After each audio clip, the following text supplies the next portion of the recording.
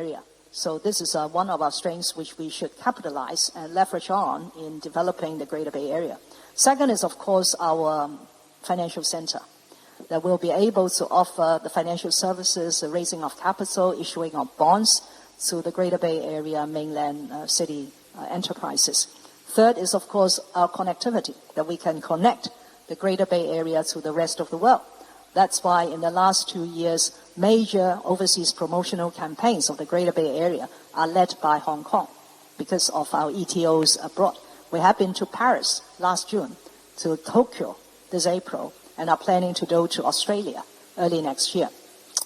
And together with our other strengths like the rule of law, the free flow of capital, information, people, I can see huge potential for the Greater Bay Area.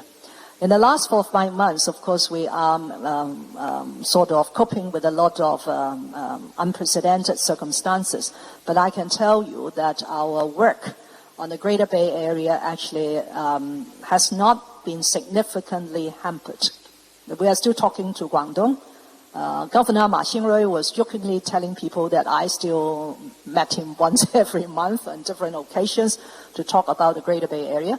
We have put forward to Guangdong an equal development plan that is on the conservation and environmental protection side, and how the Greater Bay Area could be planned on the ecological side as a whole. And we are talking about how we can make better use of the bridge and also the land-based control points. So in my policy address, I announced we will put in another 24-hour border control point at the Shenzhen Bay.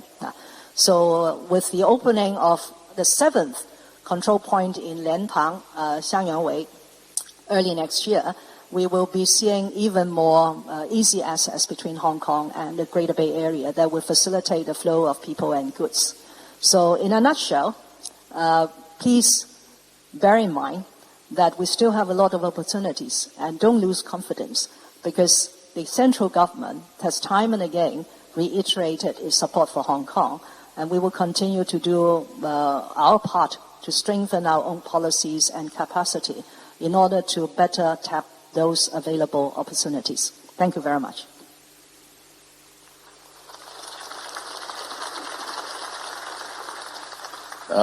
Table 15, please.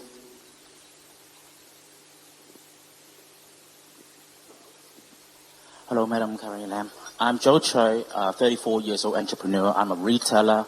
I got shops in Causeway Bay, North Point, Fortress Hill, and Yuen Long. We sell local stuff, convenience stores, 民生雜貨, biscuits, noodles, drinks to local shops. Our staffs are suffering from tear gas every day. And as soon as the government declared a riot, our insurance invalidated. So what are you going to do about it? And worse off is one of our landlords now asks us to buy an additional $10 million of insurance to protect the interest of the landlord. Is the government going to underwrite this? Because as soon as we have no insurance, we cannot legally operate. Now the worst off is when we go to ask for those government funds, government guarantee loan, and the banks say, how much money have you got in your bank account in the last 6 months? And that doesn't really help. At the end, we got a 26% APR loan. That only lasts us for a month of overhead. If you don't deal with this quickly enough, you will soon see lots of foreclosures all over the streets of Hong Kong in retailers. And even worse, when you talk about we want to go digitalize, we want to automate. But when we go to TDC or TID, they can't get the money to us. The framework doesn't help us. It's so difficult. I go to those forums organized by HKTID telling us that, oh, we want to help you SMEs to get funds in this crisis time. And what we get, a bunch of people saying we can't get the money, we can't get the funding, or it takes too long. It's going to take 6 months or 12 months even. And most retail rent is 2 years only. So the question is, you've got lots of schemes, the money doesn't get to us. How are you going to get the money to the SMEs, to the retailers, to the young entrepreneurs like myself, who is in urgent need for help right now, and for the years to come? Thank you.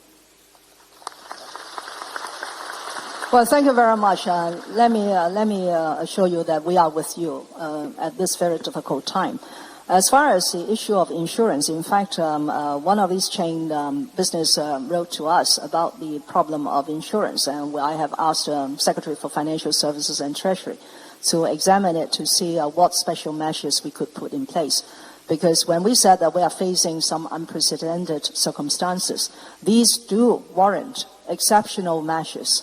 If we still act exactly in the same conventional mode as if business is usual, life is normal, then we are not being very responsible. So I can assure you that I've been impressing upon my colleagues and working with my colleagues that we are facing some exceptional times that call for exceptional responses from the government. So that's point number one.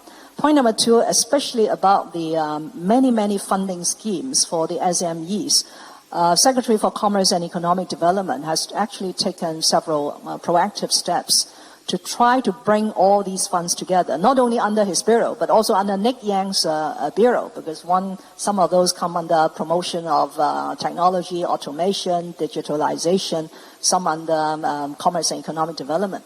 So I understand Edward, together with Nick, they have put together this consolidated and hopefully one-stop or one single window type of facilitation in order to help SMEs to access the funds we have. There's plenty of money there. It's actually quite ironical. There's plenty of money over the years being injected into various pockets of funds to help SMEs. This is a time really to loosen up a bit and to consolidate a bit to make sure that the money will reach the people or the businesses whom we want to help.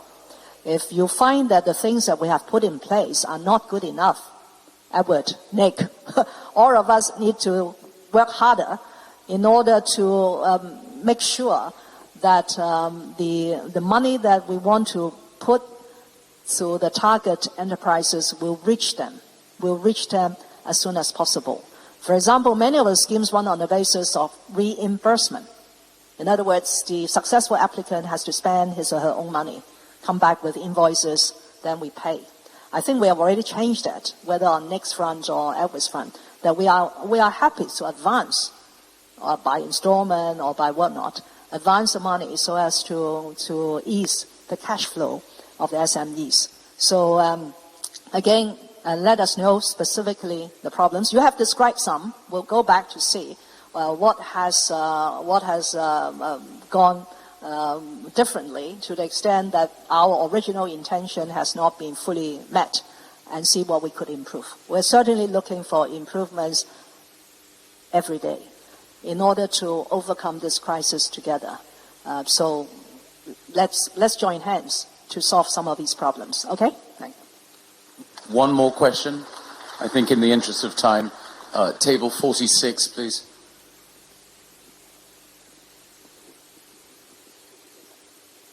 Hi, Jo Hayes, CEO of Habitat for Humanity Hong Kong. Thank you so much for the opportunity to ask this question, because last year in your public policy address you put housing at the top of your list of priorities, and it's still there again this year, which is fantastic, that there is a deep commitment to addressing some of the challenges here. What I'd like to ask is, what do you see as the most successful outcome over this last year with housing, the biggest challenge that we're still facing, and you talk about going to public consultation on many levels